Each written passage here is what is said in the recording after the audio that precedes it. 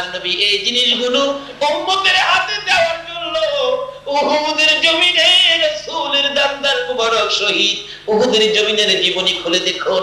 আমার নবীকে মারতে মারতে দুইটা দান্দার মুবারক শহীদ করে ফেললেন। নবীজি মুখের উপর হাতটা লাগাইয়া কাঁদতেছে, সাহাবীরা রে তোরা কে কোথায় আছো রে? আমার দুইটা দান্দার মুবারক শহীদ হয়ে গেছে।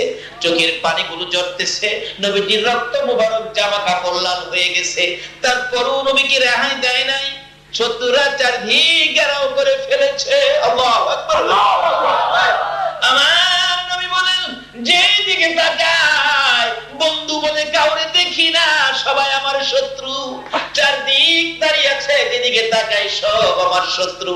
ডান দিকে তাকাইলে বাম দিক থেকে মারে রে, বাম দিকে তাকাইলে ডান দিক থেকে মারে, সামনের দিকে তাকাইলে পিছন দিক থেকে মারে, পিছনে তাকাইলে সামনের দিক থেকে মারে।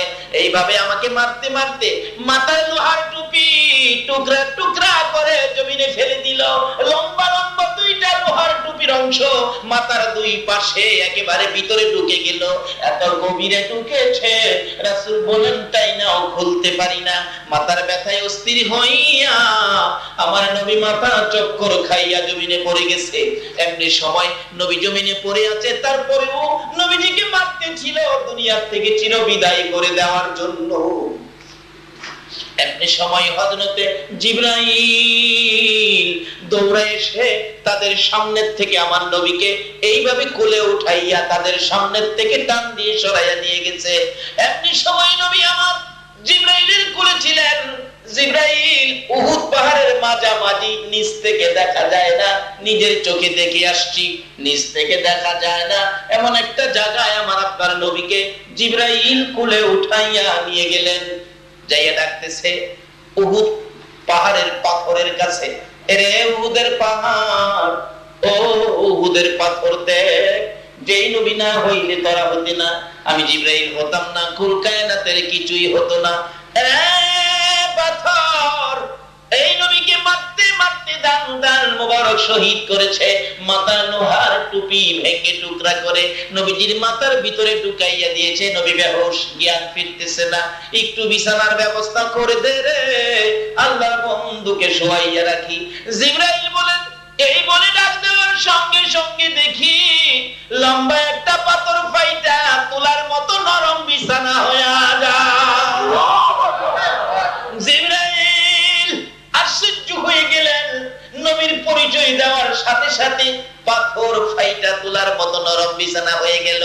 মাথার দিকে একটু পাথর আর নরম হইয়া উঁচু হইয়া বালিশের জায়গায় পৌঁছে গেল। নবীজিকে বিছানার মধ্যে শোয়াইয়া জিবরাইল মাথার পাশে বসে ডাকতেছে, হুজুর আল্লাহর নবী গো, জ্ঞান ফিরতেছে না আপনার। নবীজি হঠাৎ করে চক্ষু দুইটা খুলে ডান দিক তাকাইয়া দেখে জিবরাইল বসা। নবী চোখের পানিগুলো জর্জর করে ছেড়ে দিলেন। জিবরাইল রে, আমি আর কত মার খাবো রে জিবরাইল।